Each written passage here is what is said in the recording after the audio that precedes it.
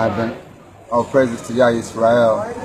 As you can see, I'm in Jerusalem fighting for our people and for Yah and opening these barriers and doors so that we can have an understanding and so that those who don't know will know who we are and what is our purpose.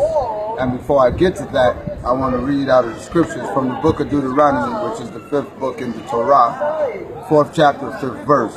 And Yah said to the children of Israel, he said, "Behold, I taught you statutes and judgment, even as the Lord commanded it, that we should do in the land which we go to possess it." We had statutes and ordinances and commandments. There are guidelines to connect to the full power and the full source of this great land. And he told Moses, that he had taught us statutes and ordinances and how to live in this great land. He said, "Keep them therefore, for this is your wisdom and understanding in the sight of the nations." We got to get back to the eternal idea, which leads to the intent, the original intent of why we came here. If we do not fulfill the purpose of why we are in this land, we will be cast out as we were 2,000 years ago, and this time we won't even be able to fight for our history and prayer. We will be wiped out. But God in his infinite wisdom keeps his covenant to those who do righteous.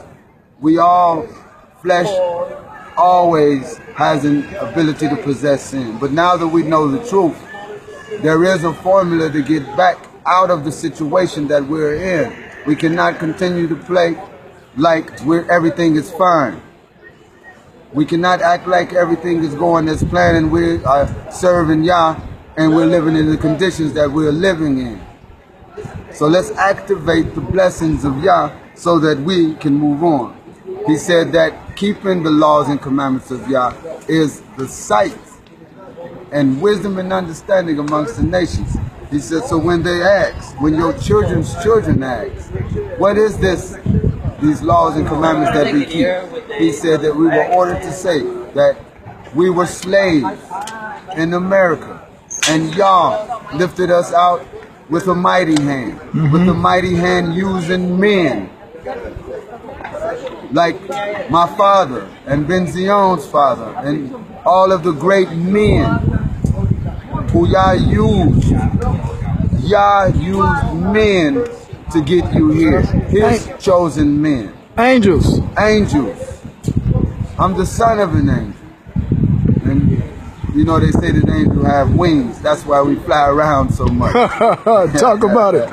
So he said, the land that we go to possess, to have as property, own, to have as a tribute. That's the definition of possessing. To have as property and to own.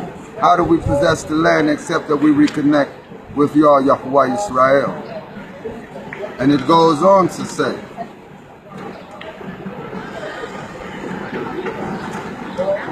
I want to talk about another thing now so that you can identify, because he keeps saying, everybody talks about God and how they believe in Yah and God and all of that.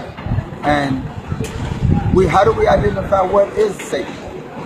How do we identify that spirit? Because now that we know that Yah is a spirit and that it moves in and out of bodies, how do we identify the spirit that's anti-Yah?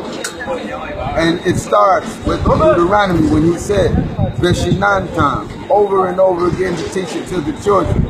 If we're not sitting with our children and teaching the laws and commandments of Yah Yisrael, then we're in violation, we're backsliding. He said, when you lie down, when you rise up, when you walk by the way. So if you leave out the house charged up with the commandments of the Shema, then you're coming out with a spirit, because Yah goes before you in spirit. And your aura represents the Holy One of Israel. When you walk by the way, when you interact and cross other people. These spirits we bring back home when you're not in tune, when you have not charged your Yah spirit up before you leave the house. So brothers and sisters, all I'm trying to say, and the reason why I'm in Jerusalem, is so that we can find out what's really going on. There's things that we haven't been told, but our lives and the lives of our children are at stake. We're exposing these agreements that has been made upon our lives. Absolutely. Absolutely. We're exposing them, and if they have nothing to do with the eternal plan and the prophetic destiny of us being here, then we're rejecting those agreements. We came to keep peace and live in peace and live in harmony as a good citizen of B'nai Yisrael. And if these agreements oppress us, then we're not accepting them. If these agreements make our children be on drugs, if these agreements make us be welfare recipients, oppressed. we did not come here to be on welfare. We did not come here to be beggars. We had more in the land of our captivity than this. So we need to know that if you can continue to say that you worship in Yah and you are living in poverty and you're unhappy and you're miserable, then you need to check and see if that Creator is with you. So Darabah. Yakai. Yachai.